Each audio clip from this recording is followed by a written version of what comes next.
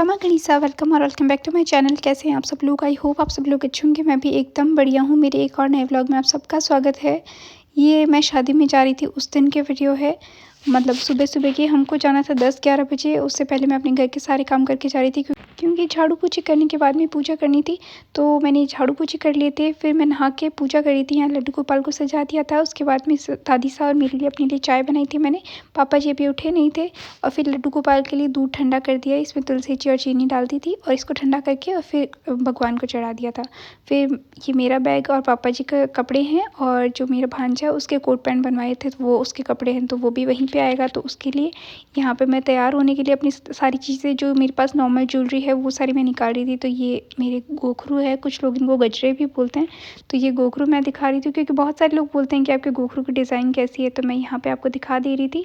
फिर पापा जी लेकर आए थे ब्रेकफास्ट, क्योंकि उनको था कि अगर ये ब्रेकफास्ट बनाएगी तो लेट होएगी, तो इसीलिए वो सबके लिए नाश्ता लेकर आ गए थे।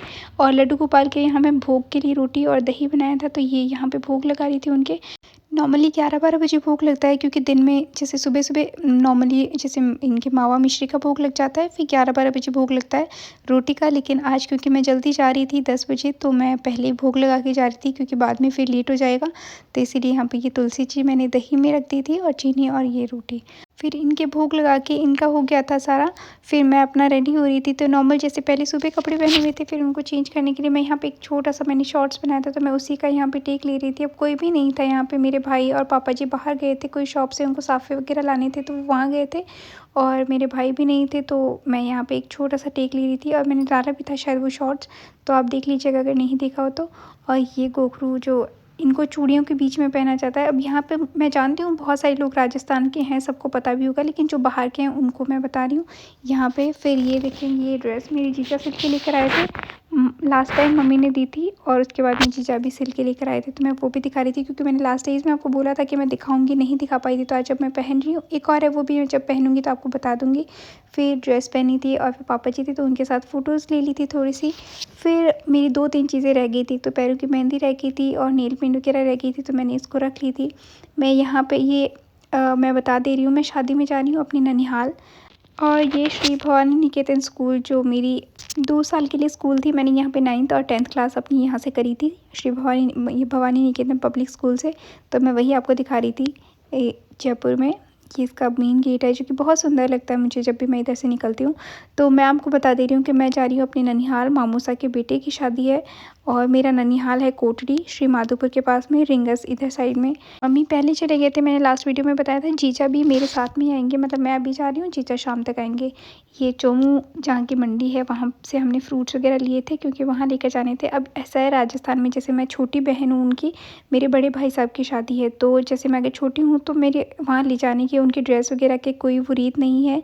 जो बड़े होते हैं वो लेकर जाते हैं। तो अगर मैं जा रही हूँ तो या तो मिठाई लेकर चले जाओ या तो फिर आप फ्रूट्स वगैरह लेकर चले जाओ। तो यहाँ से हमने फ्रूट्स लिए थे और लड्डू लिए थे।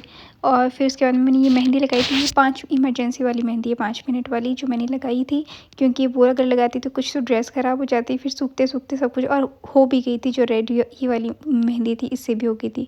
अब क्योंकि मुझे आदत नहीं है गाड़ियों में अभी चलने की, मैं ट्रेन या फिर बसेस में भी इतना ही चलती हूँ, तो इसमें जो सफोकेशन की वजह से मेरा बिल्कुल मन अच्छा नहीं था। तो पापा जी ने ये फ्रूट्स में संतरे भी लिए थे तो एक मुझे दिया था। तो क्योंकि आदत ही नहीं है मुझे अभी, मैं जब भी आती जाती हूँ तो या तो ट्रेन और बसेस से आती हूँ बहुत बार, जितना भी लॉन्ग ट्रैवल करती हूँ तो। और नॉर्मल जैसे मैं यहाँ से जयपुर से ससुराल भी जाती हूँ तो मैं ज़्यादातर बस में ही जाती हूँ, तो मुझे उसी की आदत हुई हुई है। और अभी मैं जब गाड़ी में थी तो मुझे इतनी सफोकेशन हो रही थी। और ये देखिए इतनी भर के गाड़ी जा रही है, इसमें पापा जी के साफ़े और सूट वगैरह यही है, और जो मेरा भांजा उसकी ड्रेसेस है, मेरे कपड़े हैं, बस ये सारी चीज़ें। तो यहाँ से मैं और पापा जी जा रहे थे। मतलब जयपुर से ऑलमोस्ट 1 डेढ़ 2 घंटे का रास्ता है बस, जितना मेरे गांव का है। मतलब मेरा गांव ऑपोजिट साइड में है और ननिहाल ऑपोजिट साइड में। तो मैं आपको वही चीज़ें बता रही हूँ। अब क्योंकि हम चल रहे हैं तो मैं साथ साथ में आपके जो मैं भी ट्रैवल कर रही हूँ, तो मैं आपको अपनी ननिहाल के बारे में बता देती हूँ कि एटलीस्ट आपको डाउट ना रहे। क्योंकि आगे के कुछ दिन जो व्लॉग्स आएंगे वो वहीं के आएंगे, तो आपको एटलीस्ट पता रहे कि मैं किस चीज़ के लिए किसके साथ में और कौन कौन है उनके साथ में वीडियोज़ डाल रही हूँ। तो मेरी मम्मी और 6 भाई बहन थे, 2 मेरी मम्मी और माई साथ, 2 बहनें और 4 भाई थे, मामू सा और। तो मेरे 3 मामूसा एक्सपायर हो गए हैं, 1 मामूसा रहे हैं बस, जिनसे मैं आपको मिलवा दूँगी और उन्हीं के घर में शादी है। मेरे जो जिनकी शादी है उन मामूसा के यहाँ 5 बच्चे थे, 3 मतलब मेरी बड़ी सिस्टर हैं, जीजा हैं वो, और 2 भाई साहब हैं। तो सबकी शादी हो गई, जो लास्ट वाले सबसे छोटे थे भाई साहब, उनकी शादी है अभी। वहाँ पहुँच के मैं आपको जितना पॉसिबल होगा मैं आपको वहाँ के घर भी उनकी मैं अपनी पूरी फैमिली से मिलवा भी दूँगी। लेकिन स्टिल मैं आपको बता दे रही हूँ कि ये यहाँ पे मैं जा रही हूँ और जितने लोग मिलेंगे मैं आपसे ज़रूर वहाँ से मिलाऊँगी भी और उससे शेयर भी करूँगी। ये पहुँच गए थे, ये मेरे मामूसा हैं। सेकंड नंबर के जो सबसे बड़े थे वो एक्सपायर हो गए थे। फिर यहाँ पे मतलब जब भी हम शादी में आते हैं, राजस्थान में कोई भी शादी में आता है तो आपको सामी लिया जाता है, मतलब टीका निकाल के आपका वेलकम किया जाता है, तो उसको बोलते हैं सामा लेना।